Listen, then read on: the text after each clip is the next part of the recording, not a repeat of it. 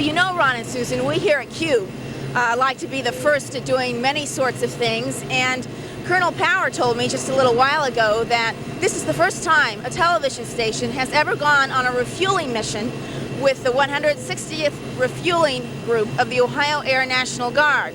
We're going to be going to Wisconsin today to refuel a B-52 bomber, and I'm just wondering, have you ever flown on a KC-135? If you have, touch button number 1, and if you have not, touch button number 2, and when you see the flashing sign, touch now.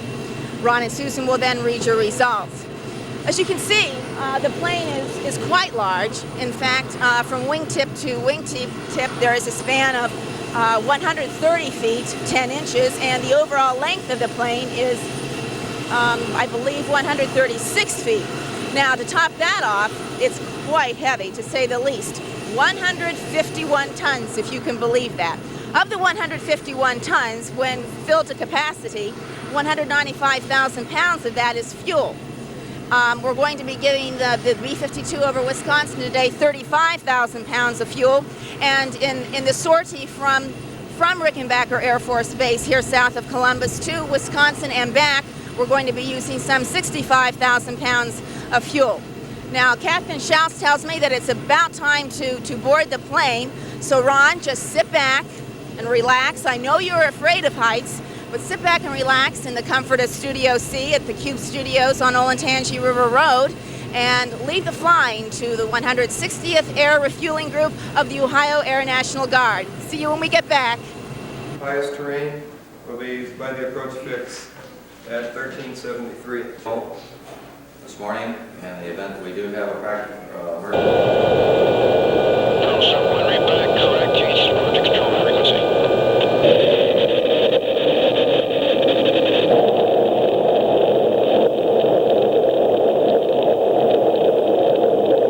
This group recently, in July of '75, came under the Strategic Air Command, and with the KC-135, this mission is to train crews to be operationally ready to meet the emergency war order or any of the operations plans that the Joint Chiefs of Staff or the President of the United States may want to give us.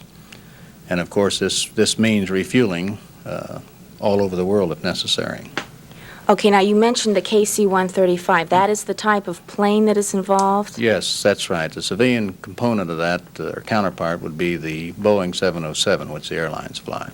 Okay, how many KC-135s does Rickenbacker have? Well, presently on Rickenbacker, with the 301st Air Refueling Wing, which is a regular SAC, or Strategic Air Command wing, they have some 16 or 17, and in the 160th we have 8 assigned to us at the present time. So I'd say in the neighborhood of 24 to 25 aircraft, off and on, depending on where they transfer and how they go about their business.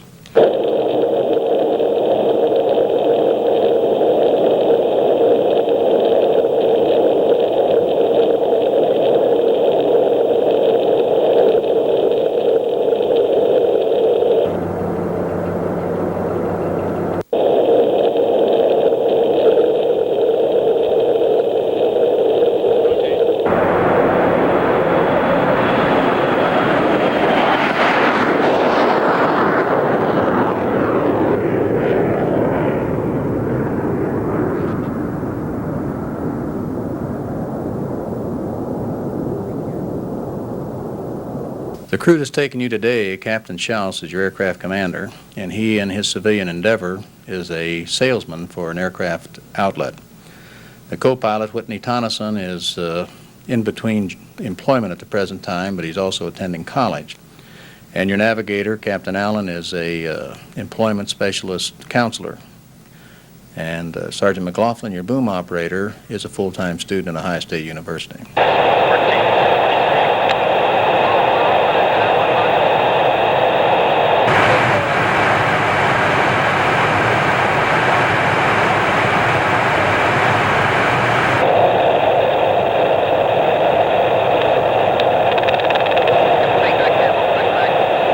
Mostly the weather, severe weather. That ranges all the way from thunderstorms to severe icing conditions. Does snow bother you? No, snow doesn't bother me.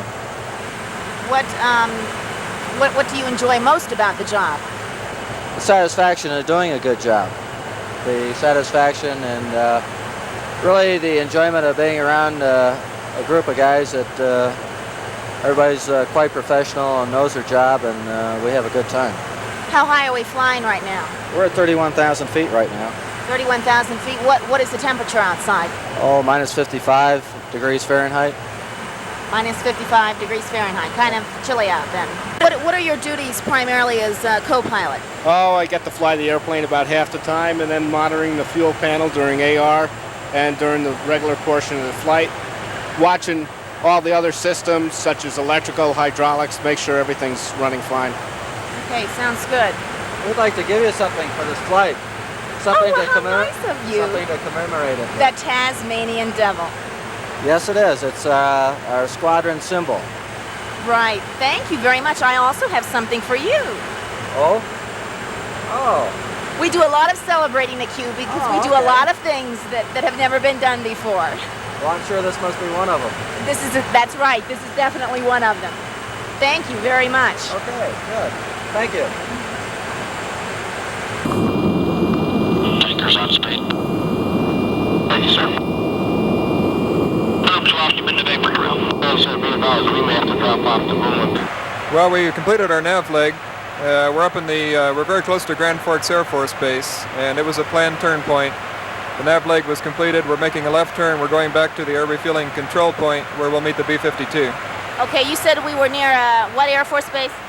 Grand Forks Air Force Base. Which is in what state? That's in North Dakota. Okay, how far away are we now from the B-52 bomber? From the bomber? Well, we think of it more in time. We don't know exactly where the bomber is right now. He crossed our track earlier. You might have heard on the radios. We're going back to the control point. We're going to get there at 1740 Greenwich Mean Time. Everybody flies by Greenwich Mean Time. That'll be 20 minutes before we expect him to come in. So we'll go back to the control point. We'll go into an orbit. We'll contact him by radio, and then we'll make the rendezvous with him at 1800 Zulu. Vapor trail. Oh, sir, be advised, we may have to drop off the moon a bit early.